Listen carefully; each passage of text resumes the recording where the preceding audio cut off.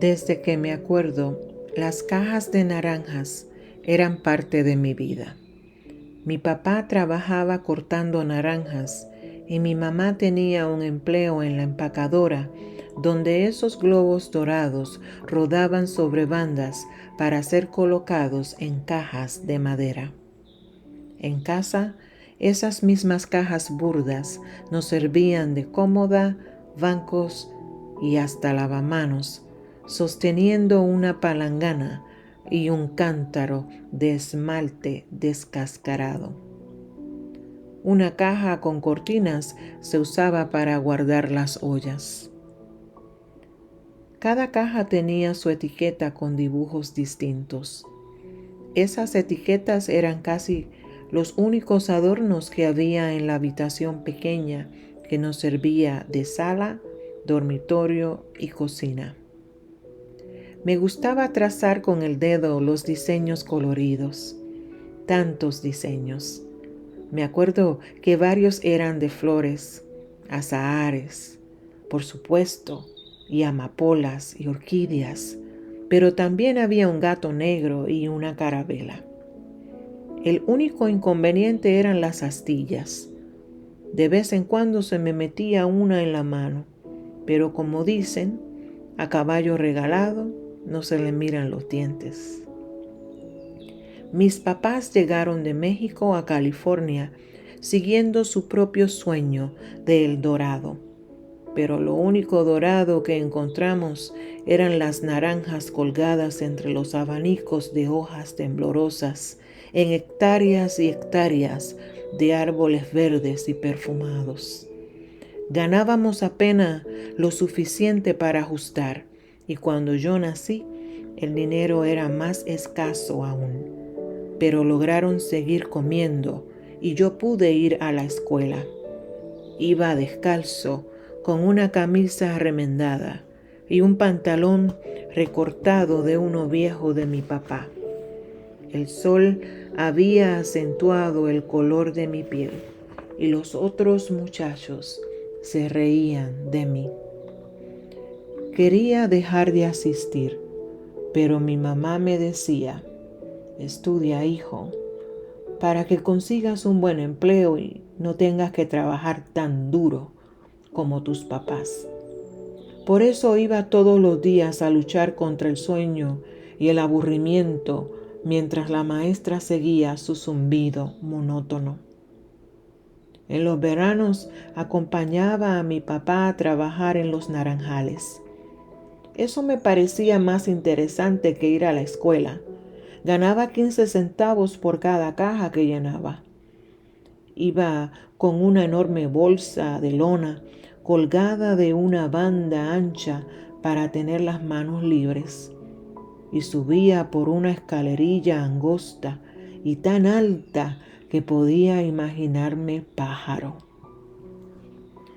Todos usábamos sombreros de paja de ala ancha para protegernos del sol, y llevábamos un pañuelo para limpiar el sudor que salía como rocío salado en la frente.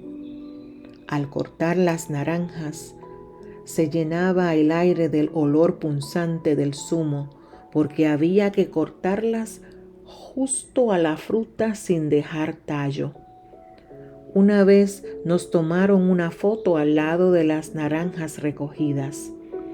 Eso fue un gran evento para mí. Me puse al lado de mi papá, inflándome los pulmones y echando los hombros para atrás, con la esperanza de aparecer tan recio como él. Y le di una sonrisa tiesa a la cámara. Al regresar del trabajo, mi papá solía sentarme en sus hombros y así caminaba a la casa riéndose y cantando. Mi mamá era delicada. Llegaba a casa de la empacadora cansada y pálida a preparar las tortillas y recalentar los frijoles. Y todas las noches, recogiéndose en un abrigo de fe, rezaba el rosario ante un cuadro de la Virgen de Zapopan. Yo tenía 8 años cuando nació mi hermana Hermenegilda, pero ella solo vivió año y medio. Dicen que se enfermó por una leche mala que le dieron cuando le quitaron el pecho. Yo no sé, pero me acuerdo que estuvo enferma por un día nada más y al día siguiente se murió. Nuestras vidas hubieran seguido de la misma forma de siempre, pero vino un golpe inesperado. El dueño de la compañía vendió parte de los terrenos para un reparto de casas y por eso pensaba despedir a varios empleados. Todas las familias que habíamos vivido de las naranjas sufríamos, pero no había remedio. Mi mamá rezaba más y se puso más pálida. Mi papá dejó de cantar. Caminaba cabizbajo y no me subía a los hombros. Ay, si fuera carpintero podría conseguir trabajo en la construcción de esas casas, decía. Al fin se decidió ir a Los Ángeles, donde tenía un primo para ver si conseguía trabajo. Mi mamá sabía coser y tal vez ella podría trabajar en una fábrica.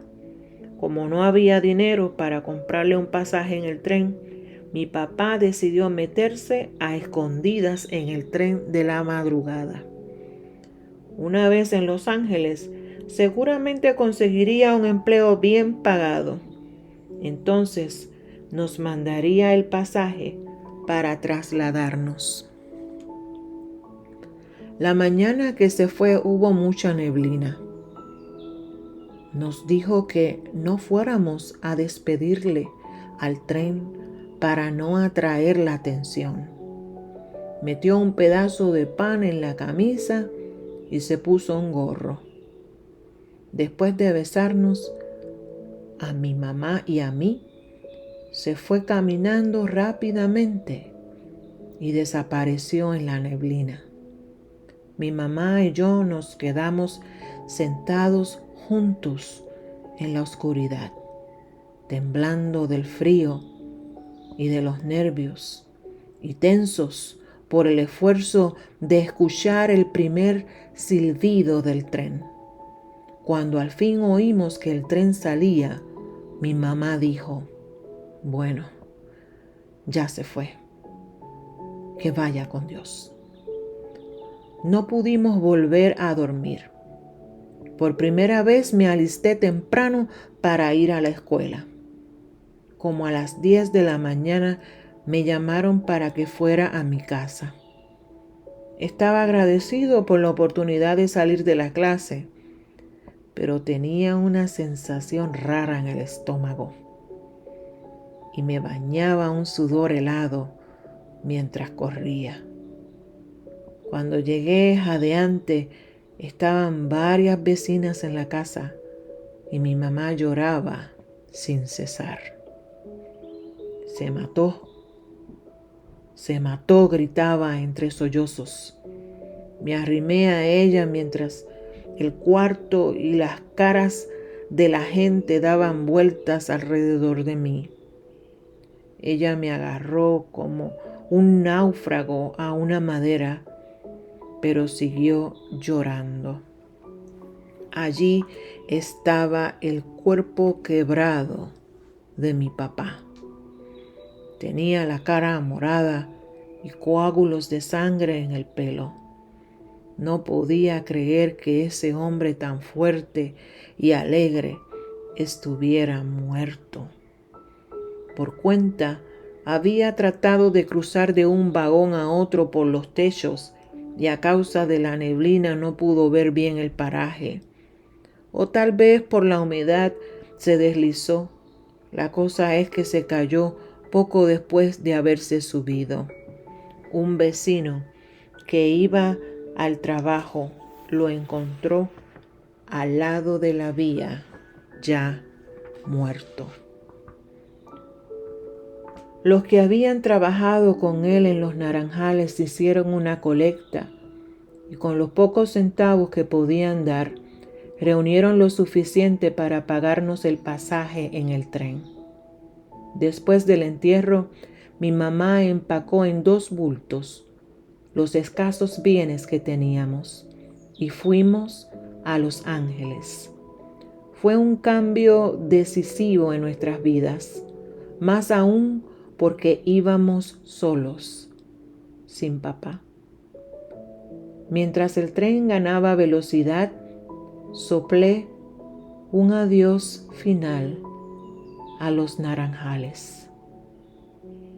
El primo de mi papá nos ayudó y mi mamá consiguió trabajo cosiendo en una fábrica de overoles.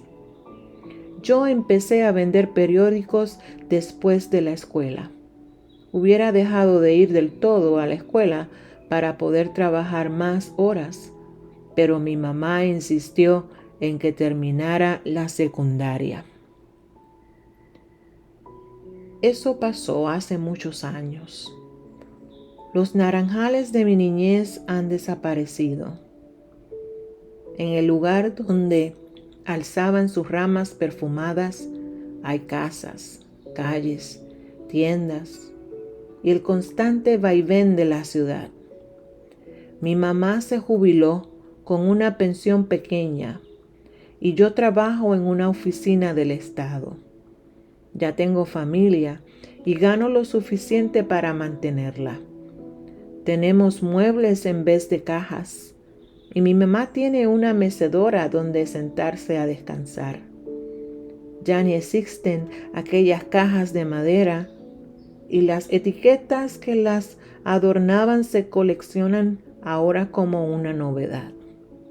Pero cuando veo las pirámides de naranjas en el mercado, hay veces que veo esas cajas de antaño y detrás de ellas está mi papá, sudado, sonriendo, estirándome los brazos para subirme a sus hombros.